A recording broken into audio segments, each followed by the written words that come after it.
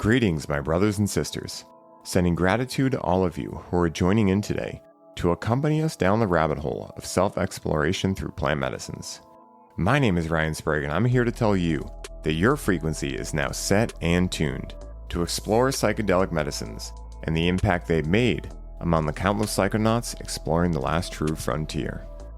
Buy a ticket and take the ride with me as we get true first-hand accounts of the experiences, benefits, risks, and transformations taking place within the ever-expanding world of psychedelic medicines on This One Time on Psychedelics.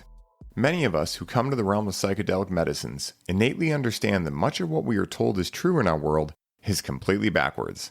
From medicine and healthcare, to how we grow our food, our laws, what we understand about consciousness, and more. It's clear that many of us come to these medicines to subtract from the equation of ourselves with all of our beliefs, stories, etc., to have the opportunity to get a clearer view of what's really going on within this experience we call life. Today's guest on the show is a woman who connected with psychedelics early on in their life, and as Terrance McKenna famously states, got the message and was able to hang up the phone. Those early experiences inspired her and allowed her to break free of the societal programming holding her back, and to tap into her dharma in this lifetime, which is to help the world wake up through her books, of which she has 2, including What Really Makes You Ill and You Don't Have to Stay There. This episode is sure to open your mind to new possibilities and spark curiosity throughout your entire being. So get ready and give me a big hand as I welcome my dear friend Dawn Lester onto the show. Dawn Lester, I am super excited to have you here. You know, as I said in the intro, we got to meet at Confluence, or we at least were at Confluence together. We didn't really get to connect a lot. There were so many fun conversations and fun people to talk to. And afterwards, we got reconnected and we had a beautiful call. And I got to dive deeper into your world and realize that we are 2 people cut from the same cloth. You know, all of your books and your research and your truth seeking and, you know, everything that is near and dear to my heart, everything that is near and dear to this show. You know, opening up how the world is asked backwards, how life really is the psychedelic when you start really seeing through the veil of illusion that is cast all around us. And so I'm super excited to dive into all these juicy subjects and more. But first, I want to welcome you on the show. And how you doing today?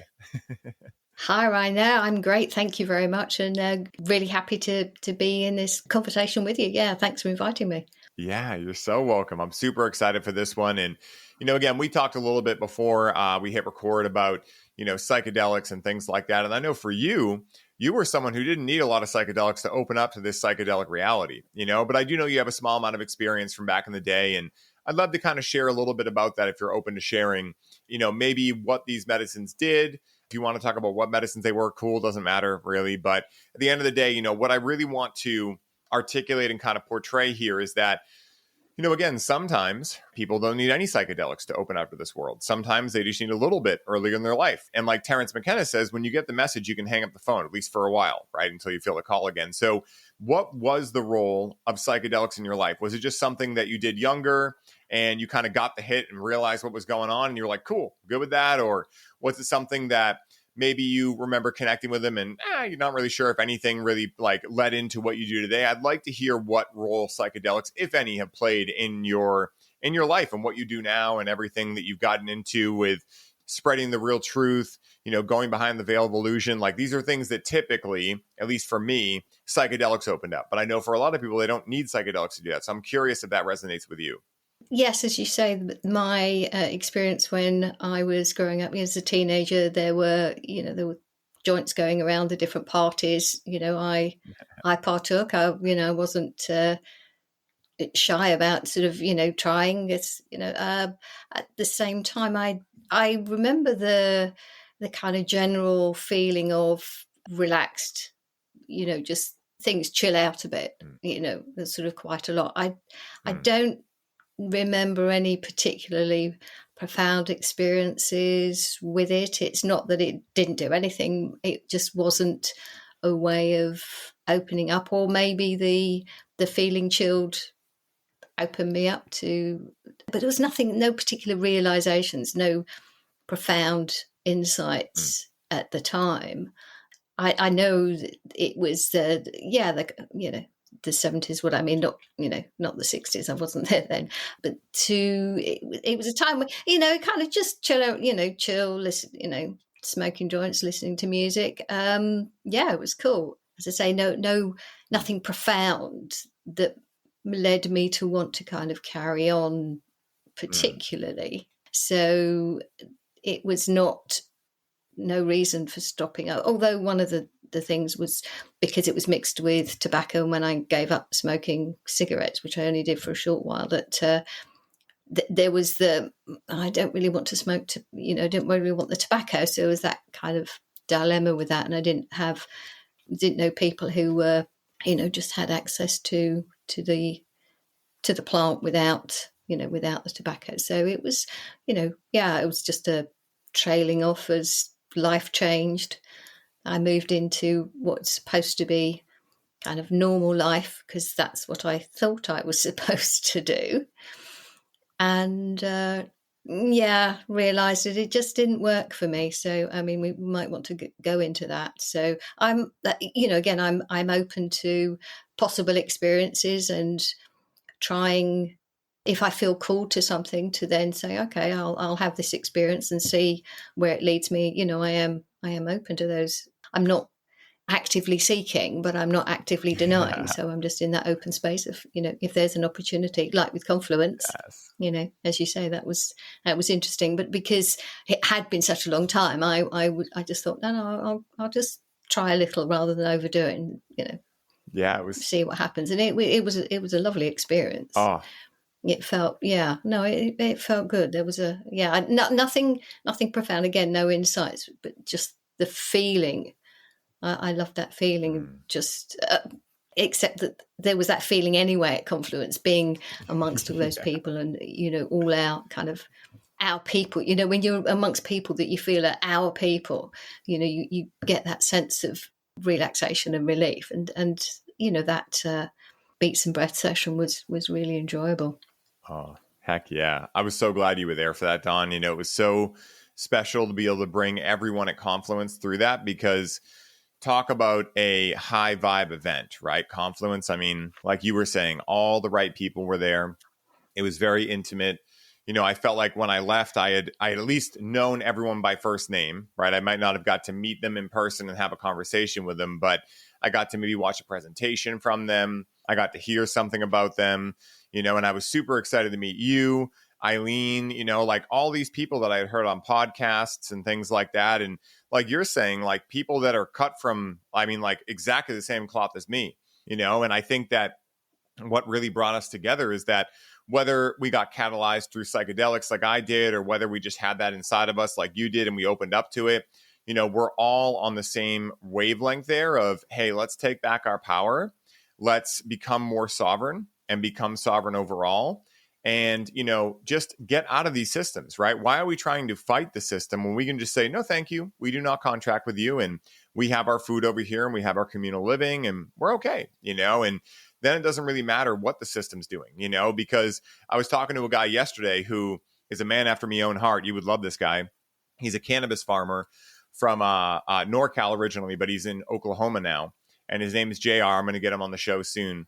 And he was talking about, he's like, until you realize that you don't need Babylon for anything, you're still a slave in it. And that's when I was like, dude, I think I'm in love with you, bro. Like you're speaking my language, And so I'm curious for you, Don, like, when did you start seeing behind the veil? I mean, you write about so many amazing things, from using proper language, right? Not like proper English language, but I'm talking about like, affirmative language, how words create our reality. I've seen you diving into obviously vaccines and everything like that. Like, when did you start seeing behind the veil, and how did that start beginning for you? Was it right off the bat as a kid you were seeing it, or did it come later on in your life? It's really interesting question. And the more I think about it, the more I kind of pull the different threads through my life. As I said before, when I was younger, I kind of more open to certain things. And also I also remember being pretty proud of the fact that, I was never ill, hardly ever went to the doctor. I mean, very rarely, didn't really take pills. There was a kind of awareness of something, but it wasn't clear to me at that point. I just know that not going to the doctor was something to be proud of. So or, maybe say proud of, but, to kind of, oh, that's good, I'm not going to the doctor, where some people are, going to the doctor was a, regular event. So I suppose I had that somewhere inside, if you like, in that kind of quiet little voice that we often call intuition, hiding around in the background.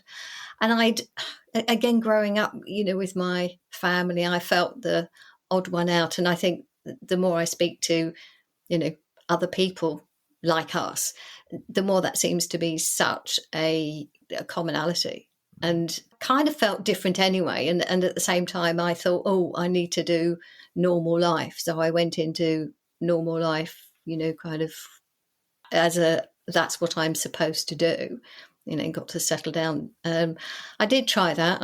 I did my best for quite a while, and then something inside of me wasn't obviously happy. Well, I'd say not happy. It was more that there was something inside saying something, giving me a different message.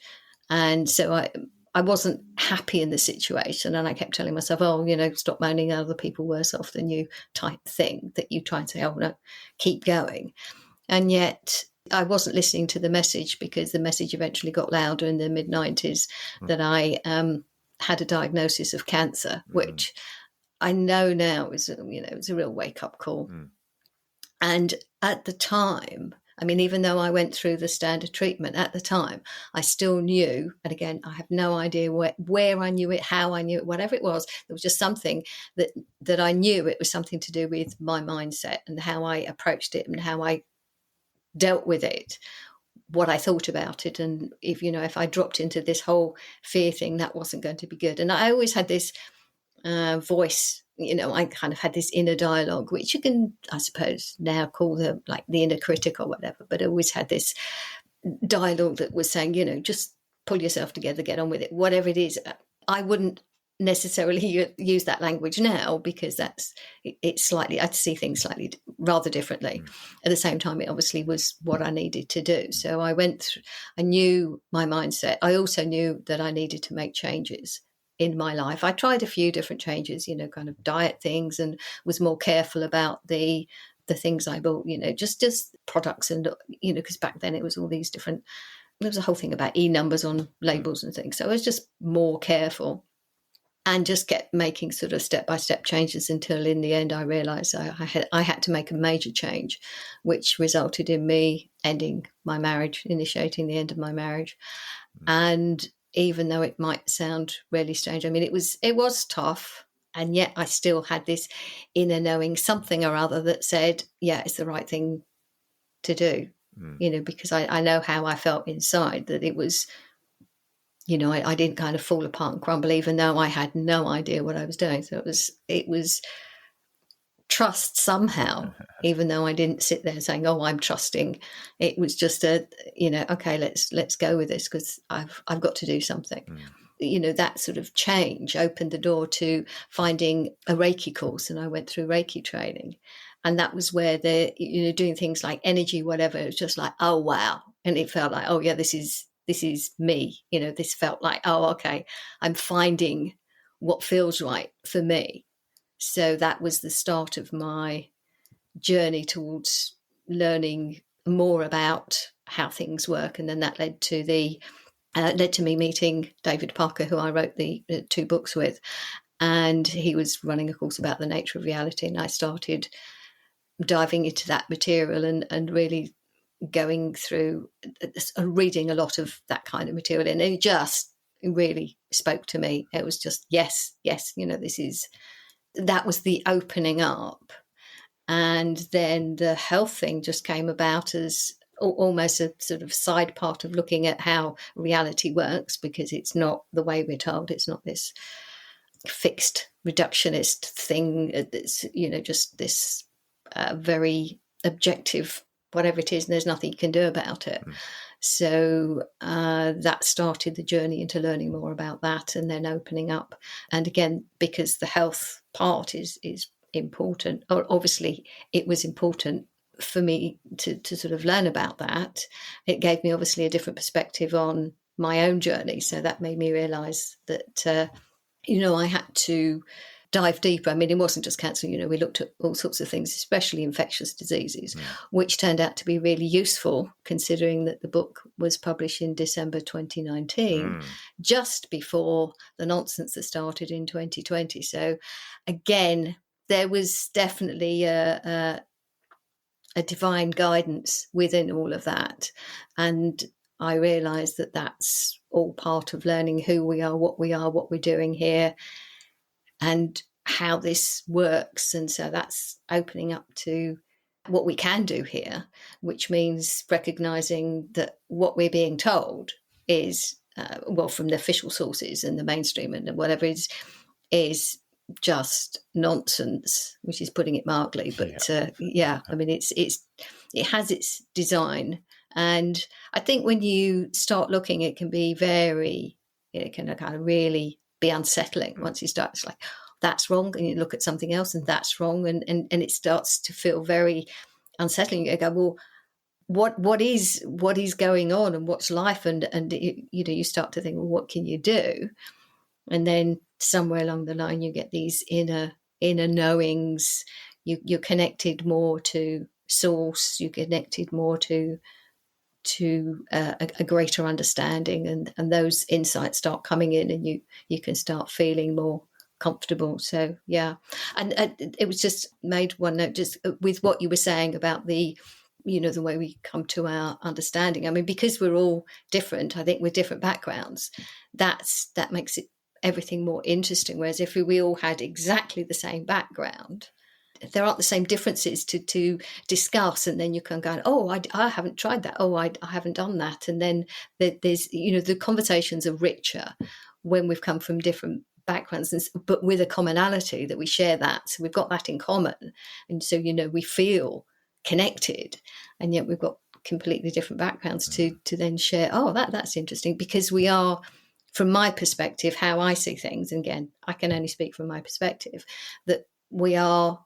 each of us is a unique divine spark, a spark of the divine, if you like. We each are a unique spark of the divine. So we are supposed to be different, because that's how the Creator learns about. And something else I've been thinking, because this whole thing is, the Creator is usually referred to as a he, and I'm not going to say, I've got to refer as a she, as I don't mean, and I don't like it.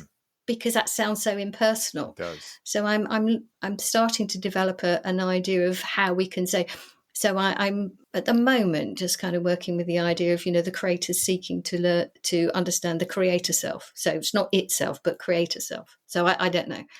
I don't know if that works. It's just calling it just seems so demeaning, it's just and yet it's male female. So again, it's the language. We're limited by language. At the same time, we want to be able to respect the magnificence of design, of the Creator, and nature, and us, and everything in this realm. So it's so that's a bit of background. Dawn, I love that, because I already knew that we were, once again, cut from the same cloth, but now I see it even more, because for me, how I first got aware of this stuff, and by this stuff, for everyone listening, I'm talking about sovereignty, health, how everything's asked backwards, how the government does not actually care about you. They never have, they never will, right? These kind of things, right, that we're talking about. I had my suspicions growing up, but I had no context. I just kind of felt weird about the system. I knew that I was different than most people. Not in a hierarchical way or an egotistical way, just like it was really hard for me to work regular jobs, put it that way, like soul crushing for me. While as my friends seemed like they were like, dude, it's just a paycheck. Who cares? Like when you're 16, 17. But for me, it was like, I cannot do that. But I didn't know why. I just started developing a story that I had bad work ethic. And, I have a whole story about how that played out in my life and how I broke through that. But for me, it was when I was 16 and a half, 17, right around there. I was starting to connect with cannabis. And for me, that was my intro into this world, was cannabis. And I watched the movie Zeitgeist, which, kind of goes over 9/11, it goes over money, and it goes over religion. And that opened my eyes to a different dialogue, right? A different story. Now, again, like it wasn't like I was like, oh, all of that is exactly true, right? Or that it wasn't true. I wasn't like really like looking to make a claim on what I believed was true at that point. I didn't know. But it did give me an alternative narrative. And I started to realize, wait a minute. what if everything we're told is not accurate? And then, of course, I had watched The Matrix when I was younger, like 13 or 12 when it came out. Didn't get it at all then. It was just like a cool sci-fi movie. Went back and watched it and was like, oh, yikes, this is pretty accurate. And so, it was a long process, right? It didn't just all start right there for me. But what I love, what you're articulating, is that you had a dark night of the soul, right? Getting that cancer diagnosis that really woke you up. For me, it was when I was 18 and I had my mortality crisis. I woke up one day and started peeing blood, had no idea why. And that event really showed me like, hey, your choices matter in life, right? Like what you're putting in your body, is what you become, or another way to say it is you are what you eat. And you're also what you ate, So like, that's when I started getting into holistic health. And I started wondering like, why are there all these commercials for Celeste pizzas, pizza rolls, soda, and all these things, but we're not seeing anything around health, right? Except like, hey, here's a new pharmaceutical with the side effects are way worse than the thing you're actually even trying to cure, right? Or trying to treat. So I started seeing a lot of indiscrepancies and a lot of like things that were not in alignment like that. And that then sparked this whole thing. And, the last 15 years of my life have been a journey into realizing that, like I tell everyone, because people go, well, how do you know that's true? And how do you know this is false? And things like that. And I go, I don't know. All I know is that results don't lie. And so what I mean by that is that when I look at someone like you, when I meet someone like Paul Chek, when I meet someone like Alex Zek, when I meet someone like Mark Gober and everyone that was at Confluence, I look at your lives. I look at the results you're getting. You're amazing soul. You have beautiful connections in your life. You're on your purpose. You're taking accountability for your life. And I go, I want those results. So therefore, what these people are talking about, why would I not really take their advice seriously? Because when I go on to the mainstream media, not that I ever do, but every once in a while I want to laugh, and I see the world health experts, right, that are overweight. Some of them can't even figure out who they are in the world, right? Things like that. I go, I don't want those results. So why would I listen to someone that is not getting the results I want? That's just silly, right? Like, think of this, right? For anyone listening, if you want to learn about money, who are you going to learn about money from? Someone who's wealthy or someone who's never made a lot of money? You would obviously pick the person who's wealthy. Why? Because their results don't lie. They clearly know something around finance if they have a lot of it. So I don't understand why people haven't realized yet. And by people, I mean, obviously a lot of the mainstream. And again, no judgment, but I can't figure out how they haven't realized yet. Like the people that are telling you these things, the people that are telling you to go get vaccines and, bastardize your family who don't get them and all these things, like, look at them. They look like the Walking Dead, It's just like, and again, it's not a judgment. It's just like, I don't want that result. So I'm not going to listen to that because the only thing, and I'm sure you'll agree with this too, in a world full of censorship and, mainstream media being bought out by pharmaceutical companies and all these things, the only thing that doesn't lie is the results those people are getting. So when you tune into their energy, you can feel they coming from a state of fear, negative polarity, not my thing, right? Now, again, not bad. It plays a role in the divine eye of God, but just not what I'm choosing in this lifetime. Or am I going to go towards more positively polarized people? Well, I'm going to do that every single time, right? People that are in service to others, coming from love, etc. So just interesting to see like, how much we're in alignment on this. And I already knew that, obviously, in meeting you and hearing what you're all about, but just really cool to be able to share these sentiments between two people. It's super cool.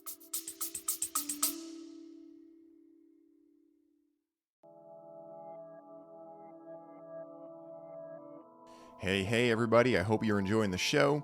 I wanted to take a quick moment to let you all know that the doors are officially open for the Conscious Cannabis Collective. And as such, this is the last week you can sign up and receive all of the bonuses we're currently including.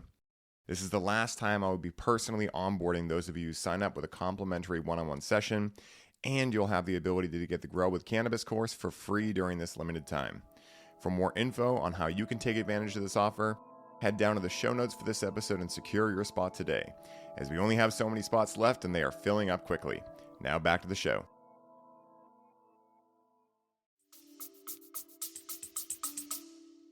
Absolutely. I mean, that's such a fantastic point about the health experts that or the health ministers. Yeah. I mean, if somebody did actually gather, a few photographs of some health ministers, and again, not judgmental. It's not being judged. It's just those people do not look healthy. They are not the epitome of health. And therefore, exactly as you say, why would I take health advice from them? Now, I don't give health advice as such. I'm just learning. I'm still learning what I can do and making some shifts and changes, because it's, life's a journey. It's not, oh, I've got it all fixed. I know, I'm not coming from that place. I'm just, this is what I found. And again, sometimes I kind of shift around certain aspects, and I'm open to making changes. And if somebody finds that, something I've said is actually, if it's somebody provides some kind of evidence that, maybe I'm going down maybe not the right path or whatever, I'll look at it. I'm open to that. I mean, there are certain things I'm not going to kind of compromise on, which is, the possible idea that vaccines might be useful, because they're not. There's zero evidence for them doing anything apart from harm. So I'd have to say, the chances of that. So what I mean is in terms of what to do health-wise. But the US, I mean, you're advertising on your televisions and everywhere, the pharmaceutical advertising is totally different from here. We don't have that real push in the way that you do. So it's not pushed on us. But then, in North America, there are definitely a lot of people on many different drugs, pharmaceuticals, which, as we know, aren't, to say they aren't helpful, I mean, that's an understatement. They are. There's even an article that says, they're the third leading cause of death in America. Mm-hmm. And when you look at the top two, that's heart disease and cancer. And then you realize that the people who have these conditions, who have these labels, are almost certainly on some kind of pharmaceutical. So if you add all that up together, then you are, you're really saying that it's one of the leading cause. It is probably the leading cause. And of course, the pharmaceutical industry doesn't want anybody to hear that, because we're told that they are medicine. And yet, that's one of the biggest lies. They don't actually, and it's totally ridiculous. I know I can say the word here, but I mean, it's totally ridiculous. You can't even say the word cure on certain platforms because, that's a banned word. But but no pharmaceutical ever cures anything. They only manage symptoms. But I don't know if you want to kind of dive into that, because that's another thing. Also, the other point is the stories we tell ourselves about different things, and the labels and different ideas. And that's why the words are so important, because certainly with the health, they have all these different thousands of different diseases. Well, they call diseases and the different labels, and they attach them to people, and people identify with these labels. And then they have, they talk about my this, my that, not realizing that it's not a thing that has attacked them, that is attached to them. It's a condition, and in many cases they can be changed, that the symptoms can be overcome, the symptoms can go away, they're temporary. And again, that's also to do with the state of mind. So it's a kind of victim mindset, isn't it? Yes. Kind of where you think, there's nothing I can do, I've got XYZ, it's the way it is, because that's what they're told. So this is also why it can be so difficult for people to realize that, their health is in their own hands. But I've got, and it's this labeling, it's this identification, and hanging on to that. And I know in many cases there may be psychological reasons, because it gets some people attention, and if they've got something. And again, this is not judgment, because we all grow up with something or other we have to then deal with and learn. And I don't necessarily call them traumas as such, but it's the conditioning, and that's where this all starts, with the conditioning from when we're probably even before we go to school, because our parents or whoever, the primary caregivers have been conditioned into the same kind of idea. So you're then brought up in this idea of how you're supposed to be and what you're supposed to do. So you don't get that sense of trusting yourself. You're not allowed to, because your own trust is then overridden by what you're told you're supposed to be. Even though I think for a lot of us, obviously, that it stays there, and it just sits there, and it's that little voice, and eventually it just says, no, I'm coming out, I'm coming to speak, doesn't work listening to other people, you've got to start listening to yourself. So we get the message eventually, and sometimes that the hard way, and at the same time I don't feel now that it was necessarily the hard way for me. I can see the gift in that experience for what I'm doing now, to say, look, I've been through that, and I know what helped me get through it.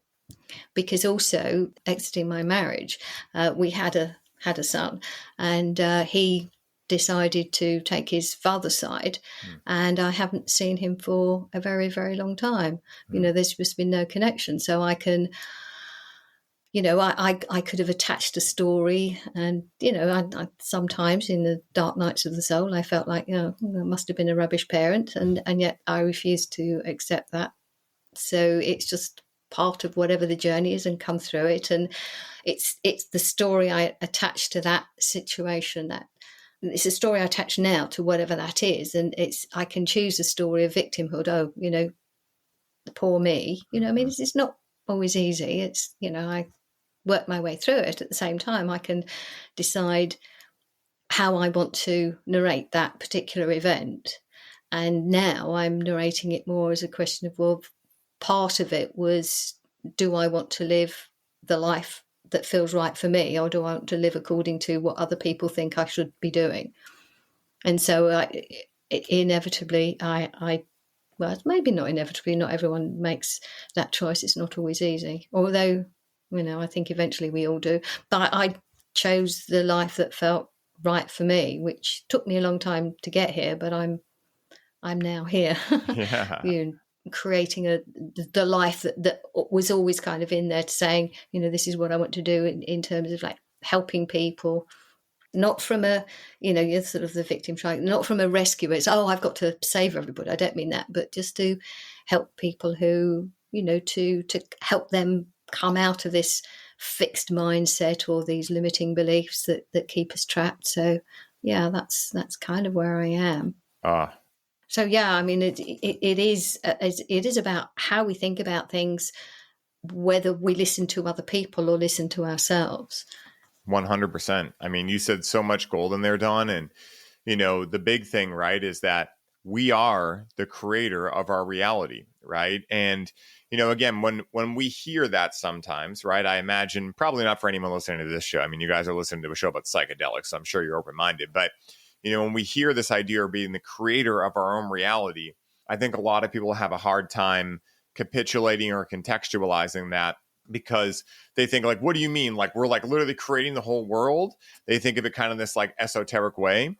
And like, yeah, in one way, yes, right? If you look at it in a quantum physics type perspective, but in a much more linear and logical way, exactly like you just said, right? An event happens, right? The event is neutral, right? No matter how positive or negative it is perceived by the person that goes through it, right? It is simply a neutral event. Now, how we create the reality around these events is based on the story / perspective that we tell ourselves that event means in our life. And some of us, right, maybe some of us are just naturally born with this inclination to look at the glass half full. Maybe some of us, I know me, and it sounds like you as well, learned over time, like, hey, if I am the creator of my reality, and, I'm maybe saying these certain stories or having these perspectives that are disempowering and not leading me to where I want to go, well, I must take accountability for that if I want my life to get better. And the interesting thing about that is that if you look at what the mainstream, at least over here in America, is portraying right now, it's been a decade at least now, probably even longer, of trying to make people into victims, right? Certain ethnicities, certain genders, right? Like, yes, you are a victim. Yes, you have a reason to be upset. These people wronged you, right? And it's extremely tantalizing. If you're one of those people that resonates with, yeah, I'm a victim, and you have someone telling you, you are a victim, it's not your fault, right? It's very tantalizing to go, yes, I am, right? Because think about what that's doing. It's almost like, taking money out of your savings account to buy something today, but then tomorrow realizing, shit, I should have saved that money. So what I mean by that is it's like Yeah, sure. Like at face value, thinking that there's nothing in the world that you are the blame for and that you are the victim of your life, it can sound attractive, right? To someone who's maybe inexperienced. And I was this person for a while, right? So no judgment to anyone out there in this. I think most of us need to go through a period like this.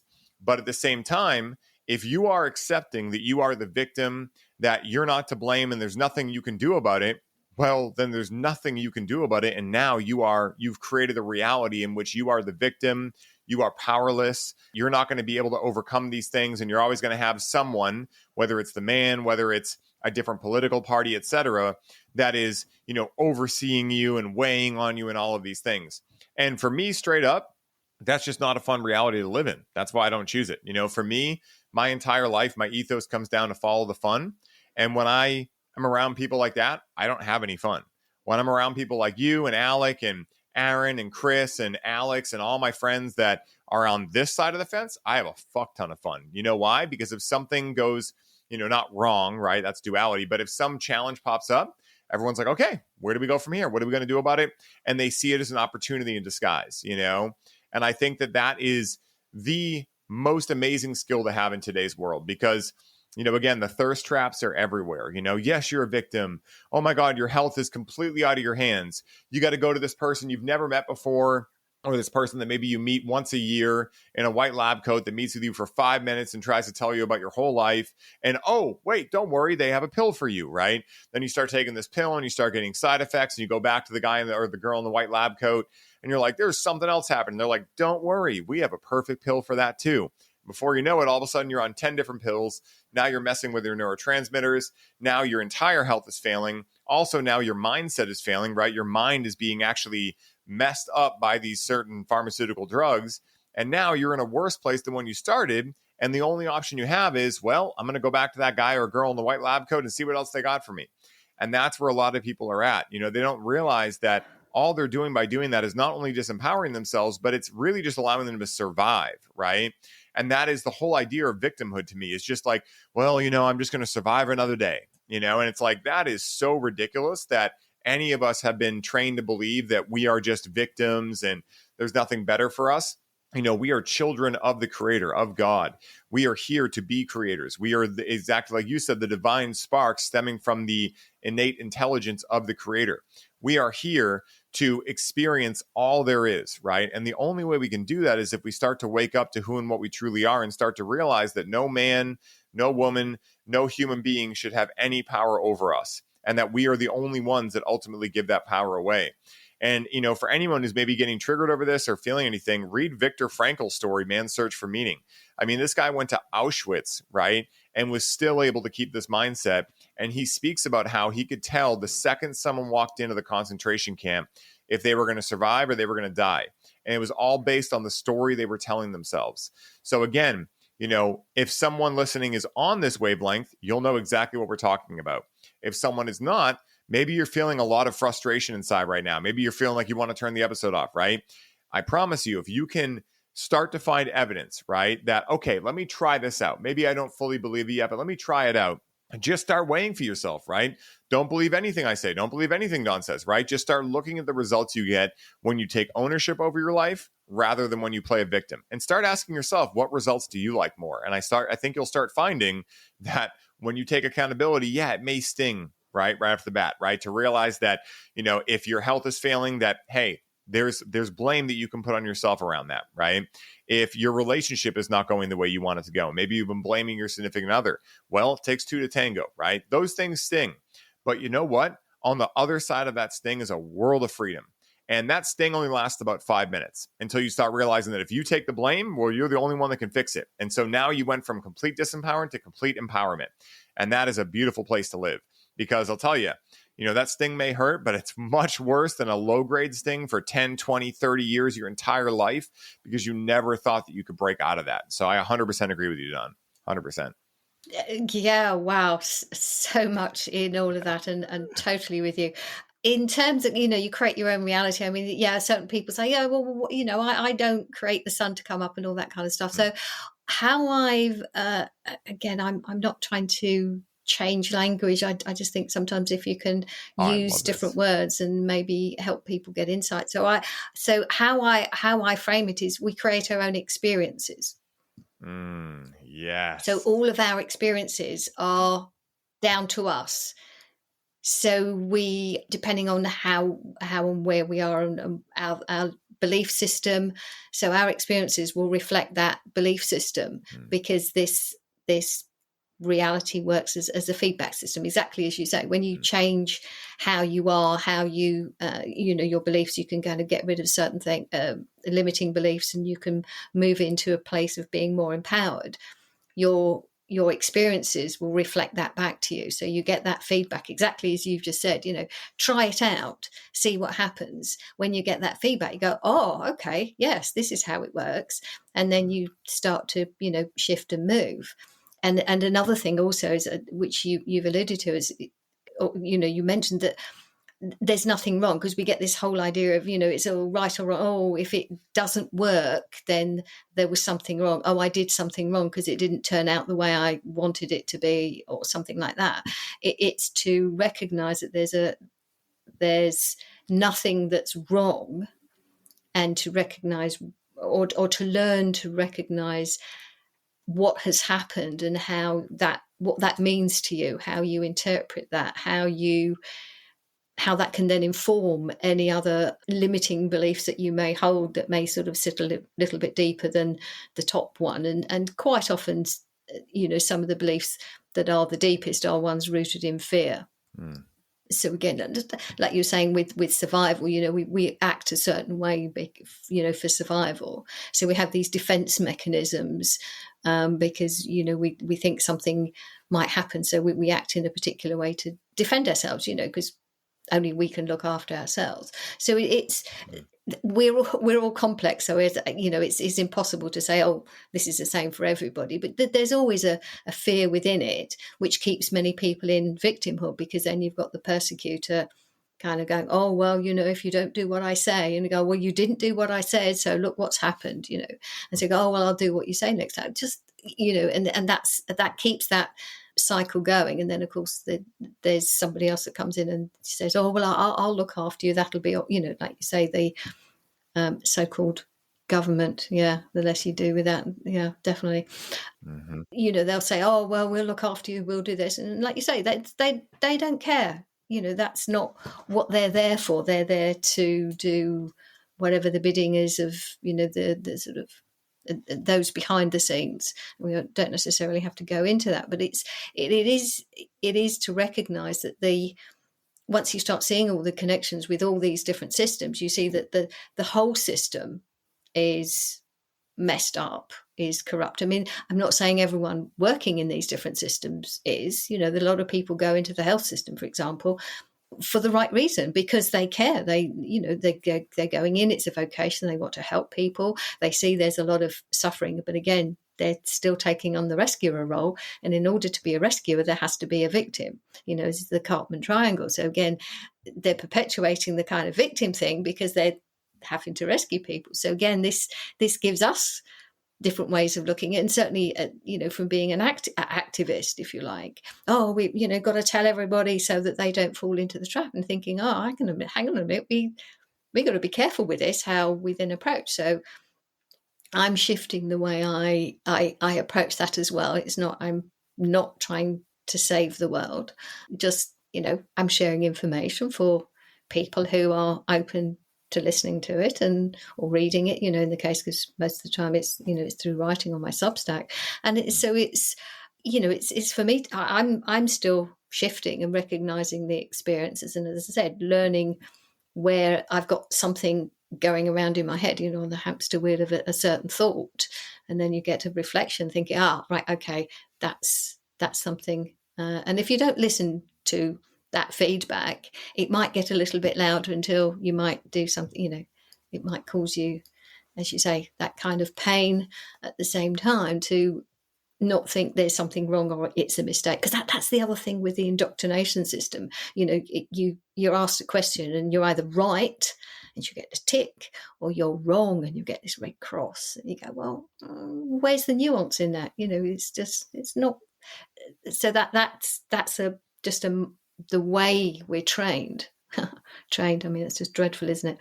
But it's so, you know, the way we're trained to think, and so we kind of like break out of that and think, no, you know. So that's why a lot of this division that's going on at the moment, you know, you've got to choose this side or that side, or you've got to be this or that, or and just, well, why do I have to choose either? I don't, you know, especially when it comes to politics. Well, I don't like either of them, so I'll step away. I mean, I haven't gone anywhere near voting nonsense for a very, very long time. It's just, you know, I recognise the fraud of that. And yes, you were mentioning Zeitgeist. I remember I watched that as well. I mean, watched a lot of stuff in the early 2000s, you know, going through this learning period of everything that's wrong. So it's not that you've got to destroy everything, but it's more to, when you find out that everything is wrong, it's moving away all the lies and the deceits, and then you can start finding what's true behind it. It's not we're not kind of putting positive claims at all. This is how it is. It's just, these are the lies. So just get rid of the lies, because they're interfering with you actually leading a fulfilling life. Definitely. And that's the point, you know, and having fun and joy, you know, being with people who you just feel so, let's say, at peace. I don't mean peace in that kind of way. So you don't, it's just, but you just have that inner knowing that you're with people that you can really resonate with, and you know, have these fantastic conversations, or you can just be, you know, just have, however it is, it's how you feel around these sorts of people, which is why I'm so looking forward to going to Music and Sky next week. I know. I'm so bummed I can't go to it. Not this year anyway. I'll be there next year, but we had tickets to another festival, and we just decided to sell them and kind of just stay home. We've been traveling a bunch. You know, I just came back from Austin again like 4 days ago. You know, traveling, it's super fun, but I do have to be aware of, like, you know, energy output and things like that, because I like to go hard when I go places. Like my buddy Angelo, he plays a game that I never knew there was a name for, but now I play it consciously. I used to just do it unconsciously, but it's called Last Man Standing. So whenever I travel, my goal is to be the last one going to bed every night. And that may seem like, dude, that's kind of crazy, right? But for me, I understand that when I'm back home and I'm in my normal routine, I'm going to be so grateful looking back that I spent a couple extra hours, you know, staying up later, having those really deep conversations with certain people. You know, like, yeah, maybe I'll be tired when I'm there, but you know what? It's going to be worth it when I'm home. And so usually when I travel, that's what I'll play every night, is Last Man Standing at Confluence. I don't think I went to bed any night there before midnight, because that's when a lot of the good conversations happen. You know, we'd bring the volcano out, start hitting bags, and before I knew it, it was 2 a.m., but it was like, that's what's meant to happen. You know, some of the best conversations happen then. And I love what you're talking about there too, Don, about how it's very easy, right, as someone who's starting to see through the illusion, to then get angry and actually fall into the other trap they set, right? Because their method, as I see it, right, like, give credit where credit's due. It's a very good system to get people disempowered, right? Like, game recognize game, right? Call it when you see it. But, you know, it's kind of like this, right? On one side, right, if someone is kind of just buying what they're selling, they become the victim, right? And then they can sell the victim things under the guise that we know better than you for your health, for your political stance, anything, just follow us, right? So that captures a good amount of the people. The other side, though, are the people that get really angry, right? And so they try fighting the system, right? And in doing so, they're also giving the system attention. And so now the system is getting what they want on the other side. And that's where I was for quite a while, you know, like, oh, this is stupid. Why is this happening, right? Then I started realizing it's very similar to how, if you're dating someone who's toxic, on one side, they're going to tell you that you could never get someone better than them. And if you believe that, now you're a victim, right? Now they got you where they want you. But on the other side, right, if they can't win you that way, they want you talking about them all the time, even if it's negative, because any publicity is good publicity, right? So over here in the States, we have the people that follow Alex Jones. And again, I'm not against Alex Jones. I'm also not for him. I'm just neutral to it.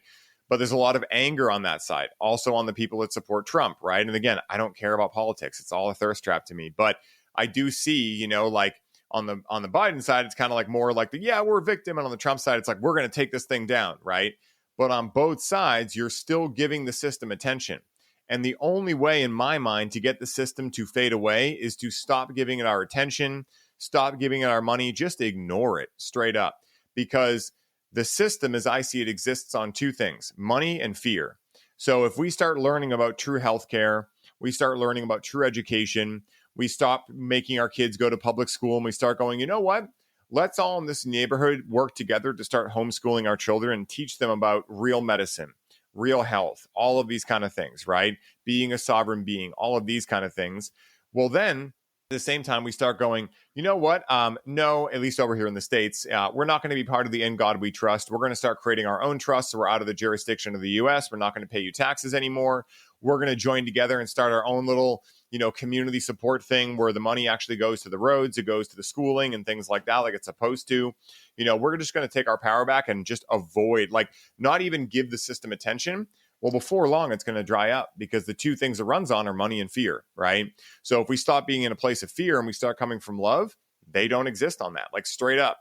If they start going, oh my God, this is going to happen, and we go, no thanks, and we just ignore them, then they're not going to be able to survive like that. On the other side, we stop giving the money. And again, this won't happen overnight. Again, it's not about anarchy, just throw the system down. No, it's not about there are some good aspects to systems, right? Like the idea that all of us contribute for a better world. The idea of taxes, the idea is great. We're all going to band together and make sure the roads are fixed and everything. It's just, that's not actually what's happening, right? So it's there are good ideas we have, right, of how to have a society. But what I'm really excited about is the whole world of, decentralized finance, decentralized social media that's coming in now, where the powers that shouldn't be, it's backfired on them. They've asked for too much now. And now, people are going, you know what? I was never really caring that much about taxes, maybe let's say. They got taken out of my check or whatever, and I didn't really notice it. But now they're getting so high that I'm like, I don't believe this anymore. So they've actually kind of triggered a lot of people into enlightenment, right? And seeing these kind of things. And now people are going, you know what? I don't think I even care about my credit score anymore. I'm just going to take out a bunch of debt, invest it in crypto, become my own bank, and do decentralized finance. And you know what? All of that is going to be completely private and no prying eyes will be into it. You know what? That's happening with everything. You know what? Social media, why are we all on this platform and getting censored? Let's just go create our own thing. So we see this starting to happen with homeschooling. I mean, the whole COVID silliness was a big part of it. I literally watched this happen, and I'm sure you did too, where a lot of people decided to come from fear, get the things they were afraid of losing their job, et cetera. And again, no judgment, just decisions, right? For me, I wasn't willing to face that consequence of literally the people that I've been aware of are the biggest liars my entire life. I'm not going to randomly trust them. I've been in the world of psychedelics and plant medicine for a long time. So I've seen how cannabis can cure cancer and how they've worked to put that in Schedule 1, which means it has no medicinal value. So I've already known these people have been liars for years. And so, a lion in sheep's clothing is still a lion, or a wolf in sheep's clothing is still a wolf. So for me, I saw right through it. And I was just I'm not going to listen to these people. They don't portray what health is. They don't care about us. Why would I all of a sudden think that they care about us?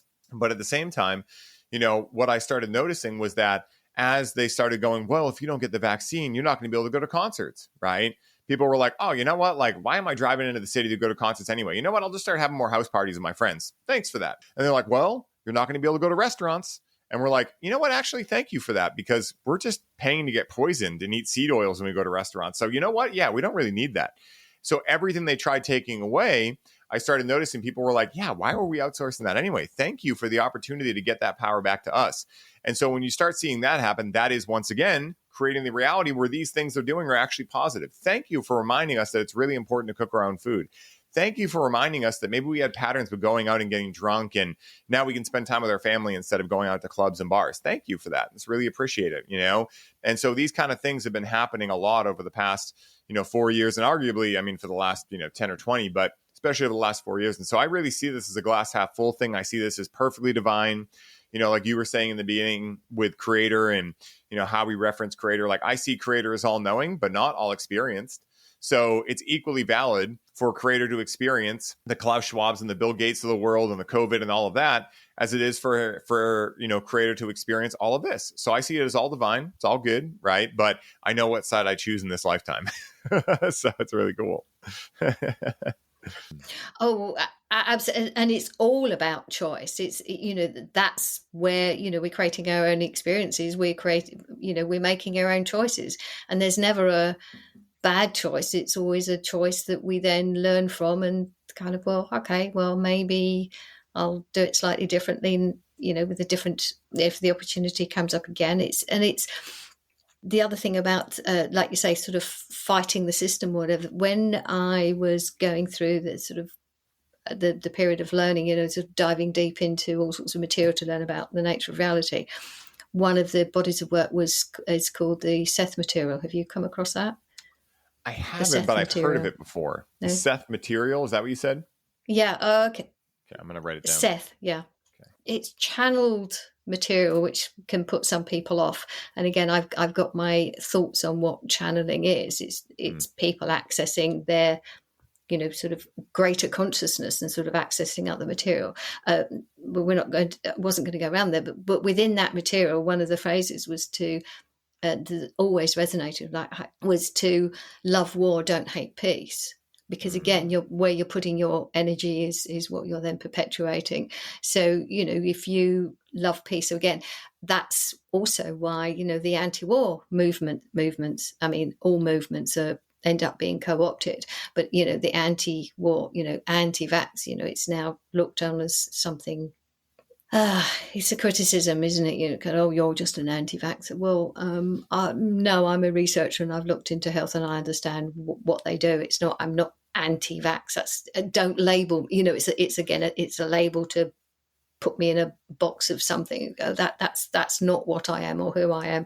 I'm a researcher. I've looked into it, and there's nothing behind it. So again, like with the anti-war, it's like fight that. Just do the peace. I mean, I know there were a lot through the 60s and 70s, the kind of putting roses into rifles and things and different things. So just talking to people and talking to the men who were dressed in uniforms and acting as soldiers and saying, come on, you are men after all. And some of the stories, obviously, within the wars where the men on either side actually connected with each other and realized that they weren't very different after all. I mean, different languages and different customs maybe, but they'd been put there. So anyway, I didn't want to go around that. It's just the love peace, don't hate war, and also with creating another system is the it's the Buckminster Fuller quote of you don't don't fight the system, you create a new one that makes the old one obsolete. And that's really what's going on now. As you say, it's not an overnight thing. People are learning what they can do, and the kind of people who are, like you said, just open and thinking, well, okay, here's a situation, not like here's a problem to solve, because that's again the old way. Here's a situation, what can we do with it? Who's got some ideas? And you pull resources and you kind of work with whatever seems appropriate to deal with that situation at that time. And that's how we go forward, working, recognizing that we are each individual and have our own individual talents and skills and whatever that is, and working collaboratively so that, the team effort is greater than the individuals, because you can't, any one individual can't do everything on their own. So we come together and we collaborate and create whatever it is that we're moving forward to. And I'm not saying there's only one way either. There's lots of people doing lots of different groups doing slightly different things and creating in slightly different ways, which is fantastic, because it shows the fact that there isn't a way. And that's what this old system is about. It's like, our way or not at all. You go, no, your way doesn't work, but we know it's corrupted. It was corrupted from the beginning. So it's, that's not the way it works. So it is recognizing the nonsense, and they're doing all this nonsense with the weather and whatever it is. And I think now, in many ways, the mainstream are just getting so stupid that more and more people are seeing through it, because I think they're ramping it up because they're desperate to get their what they want, their agendas rolling through. And I think it's not working. So they're getting desperate. I mean, that's how I read. It doesn't mean to say, oh, it's easy peasy from now on. They kind of, you get the bumps, and it's not to drop into the fear. And that's not to say, oh, you must never be fearful. I don't mean that at all. Again, it's not judgmental, but it's to not live in perpetual fear that you then don't live your life. You're living it according to what they say and what they think. So it is about freedom and learning what freedom is, and it starts. I was saying that it's not even the brain either, but it starts here with each one of us. It starts from what we do, and then how we share that out in the world. I 100% agree, Dawn. I could not have stated it better. As a reminder for everyone listening, this is not about fear. This is about, would Luke Skywalker have ever become Luke Skywalker without the Darth Vaders of the world? No, right? He needed Darth Vader to be able to rise to the occasion to become who he was meant to be. So this is exactly what I see happening, right? There's nothing to be in fear over. We're infinite beings. We've never been born. We never will die, right? We maybe just change our horseshoe crab shell, but that's about it, right? Our meat suit. Again, everyone gets to make their own choice in this. But what I'm saying and what I choose is that, very similar to you, Don, I see this as an amazing opportunity, an incredible time to live in history where we're watching the powers that shouldn't be fall, and we're watching the planet, successfully become a positively polarized fourth density planet. And as a result, it can be very easy to think, oh my God, things are worse than ever. But we're just more aware than ever, right? These things have been going on for thousands upon thousands of years. Look at the Roman Empire, right? At least when it was called the Roman Empire. It's still here now, but it's under the, guise of other things. But, these things have been happening for a long, long time. It's just now we're finally saying enough is enough. And we're choosing something that's more based in love, And so, Don, this has been amazing. I can't believe an hour's already flown by. I'm super excited to have you back on for round 2. Hopefully we get to do one in person one day. But I want to make sure I give you plenty of time to plug where people can find you, where they can find all of your books, guys. Dawn's written so many amazing books that are all incredible, full of gems. Where can I send people to find you, Dawn? And I'll make sure it's all in the show notes too. Oh, thank you. The book, What Really Makes You Ill, is available from that large place. People can get it from Amazon. It's available from other online booksellers as well. It's just, it was what suited us to the way to put it out because publishers wouldn't, kind of any other publishers wouldn't touch it. So we put it out that way, and it means people can access it. It's available in sort of a paperback and also Kindle as well. There's a website, whatreallymakesyouill.com. There's certain information on there. I am moving. In fact, actually, the last 2 years, I've been writing on a Substack. I've got a Substack, dawnlester.substack.com. It's called Dawn's Writings, and I've mainly been focusing on the health side of things from the perspective of showing the lack of evidence for what's being put out in the mainstream. To help people come out of this fear, because it's not, I'm not telling anyone what to do. It's just, for people to make informed choices, they need the information. So here's some information to add to whatever it is, and now you could make somewhat more of an informed choice. Or here's some more information for you to go and research a little bit further. Here are some links, and deeper if you want to take a deeper dive. And so that's the main place that I'm writing at the moment. I'm on Facebook, I'm on Instagram as well. So the other book is called The Nature of Reality, Exploding the Mind, Body, Spirit Myth, which is saying that it's really that mind, body and spirit aren't separate, that they're all interconnected. It's not that 3 separate things, because that's the mainstream view. So again, it's a smaller book, but it takes people through some concepts that they then sit with and work for themselves to understand that we're not this so-called kind of physical reality isn't the only way of experiencing. It's not the only experience. We are far more than our physical body. At the same time, that's not denying that this physical realm has purpose, has meaning. It has meaning, because there are certain traditions that say, oh, it's a lower form of existence. You have to, kind of escape it, and it's not about escaping. It's understanding what we can do here, and that's why these times are just so exciting, because we're learning what we can do.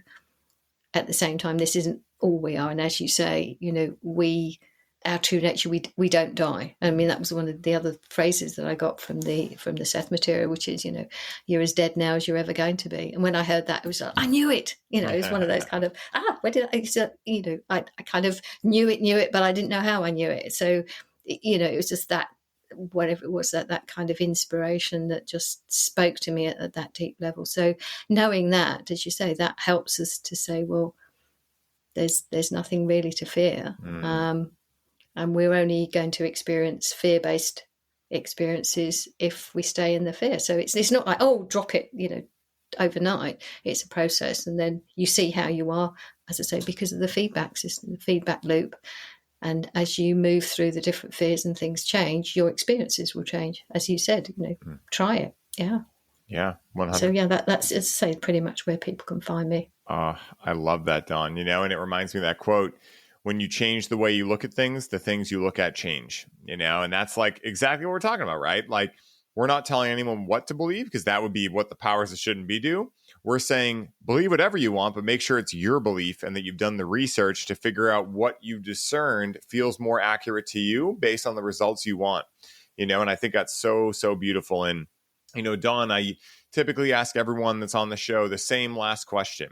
I'm going to modify it a bit for you based on our conversation, right? But I'm going to ask you it, and it's this, right? So let's say someone listens to this episode and they're really excited to start, let's say, red pilling themselves, right? Starting to dive into different research and, look at alternative views and things like that. What is the one piece of advice you would offer them to allow them to use the proper discernment in figuring out what they want to start looking into, maybe what beliefs resonate with them? Like, where would you start with this if it were you, right? Like, what would you recommend people do if they're like, oh, I want to dive into all this stuff. This is really cool. Is there a certain thing you would do before you did anything else? I'm just curious. Wow. That's a huge question. So it's harder to get the information online than it was when I started looking. I would say, for example, so just from my perspective, to actually sit quietly by yourself and just sit there and see what intuitively, sort of what ideas kind of come to you. Just see what speaks to you, like from the inside, however if people meditate or whatever it is. Because if you look at all the different rabbit holes, you absolutely overwhelmed, and you're almost defeated before you even start, because there's so much. And that's one of the problems, of course. There is so much to dive into. It's to also, maybe if you start looking at a topic, don't get caught up in the weeds. Just try to see the origin. So what's beneath it all. Take your time and learn to trust yourself. Trust how you feel. Trust the feelings. And also, if you get some kind of resistance, if you get that feeling of resistance inside, then you've probably hit something that you're going to maybe feel some cognitive dissonance. Something. Keep going with it. And be gentle with yourself at the same time. Don't feel you're going to really push it. So start learning to trust yourself, to listen to your own messages. And if you feel overwhelmed, take a step back, take some time out, and just to let things integrate. There's not you've got to learn it all by next week or whatever. Just to be steady with it. And to recognize, how you feel about certain things. And cognitive dissonance doesn't mean that, that you're wrong, the information's wrong. Also, don't necessarily think, oh, that's right, because it goes against the mainstream. Because that, there are rabbit holes that you can drop down that seem to go against the mainstream, but they're not. So just trying to keep an open mind, work with how you feel, and just take it at a steady pace, and just see what interests you as well. See which topics interest you to actually have a look at. I love that, Dawn. Very sound advice, right? Like, especially the part about like, don't just believe the alternative because it's the alternative, right? Because, the powers that shouldn't be can get into that realm as well and start confusing and things like that. So, always make sure you do your research. I'm sure they are. Yeah. Yeah, 100%. Controlled opposition, things like that. Neither Don or I are telling you guys what to believe. We're just saying, hey, make sure you do your own research, right? Don't believe anything we say, right? Don't believe anything that anyone says unless it resonates with you and you look into it and you find that it makes you feel a certain way. That's good, right? We've had intuition, our entire lives that kind of gets thrown under the rug of like, oh, well, that's not science, right? Well, we know that most science is bought and paid for these days. Not all, but a lot of it, And so, Don, this has been absolutely amazing. I hope everyone that listened to the show is walking away with something practical they can take and apply to their own life. When it comes to discernment, I really feel this is the ultimate muscle we are here to wield and really develop in this lifetime. And so make sure, as always, like we just said, do your own research. Don't believe anything anyone says at face value, and go out and prosper. And as always, may the source be with you to infinity and beyond. Peace for now, everybody.